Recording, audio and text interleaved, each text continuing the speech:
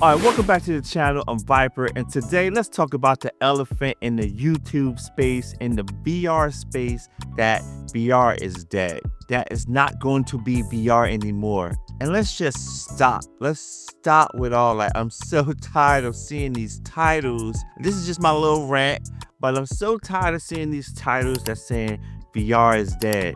VR is not going anywhere. VR is just getting better and better every year. Sure that it might not be as many games as it was last year. VR is just not about gaming.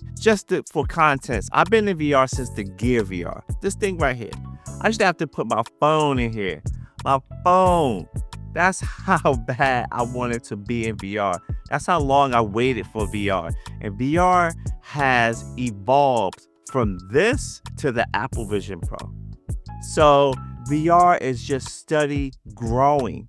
It's not just gaming. You can go to concerts in VR. You can see sports in VR. It's the social aspect of VR. It's a lot of different categories that you can watch and do inside of VR, not just gaming. Now, if we get on the topic of gaming, it's probably so many games out there already that's fantastic that you haven't even played yet. Everybody want more and more and better games, but they haven't even played the games that's out already. Like, it's games like Behemoth. Have you played that whole game yet? Alien Rogue Incursion.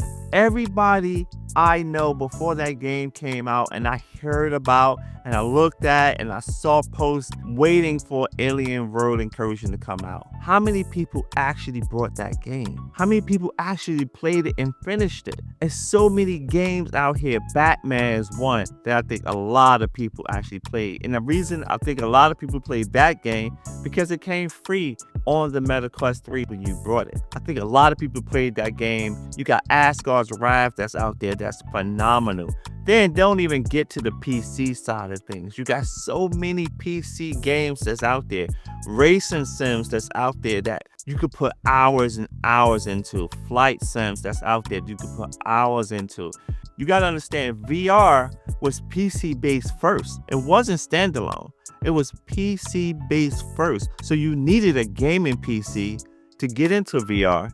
And then they made standalone. With standalone, they had to bring down the graphics and everything to run on this mobile chip. And now, they got to find that balance between high PC VR games and mobile chip games. So it's a very niche audience when it comes to VR gaming.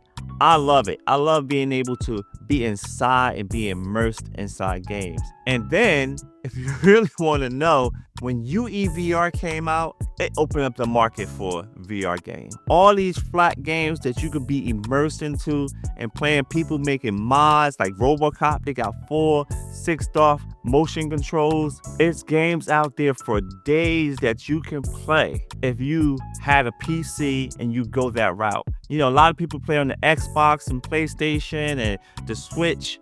And these things are expensive too. You gotta figure the Switch 2 that just came out is like $500 for a Switch. That most people getting it because of Mario Kart. They're getting it because of Mario World. That's what they want to play on there. So it's only a couple of games on there that they really want to play. They pay $500 for that Switch to play that game. So it's up to you when it comes to gaming, but VR is so much more. And it's only going to get lighter and it's going to come down in price and the visuals are going to get better. Like the Apple Vision Pro. Concerts. That Metallica concert is amazing on that Pro. Yeah, and yes, right now it's expensive. I know that's what everybody's saying. The Apple Vision Pro is expensive. So VR is virtual reality. It's not just a gaming console. It's more than that. I want people to really start thinking of VR bigger than just gaming. But it is gaming out there that's really good.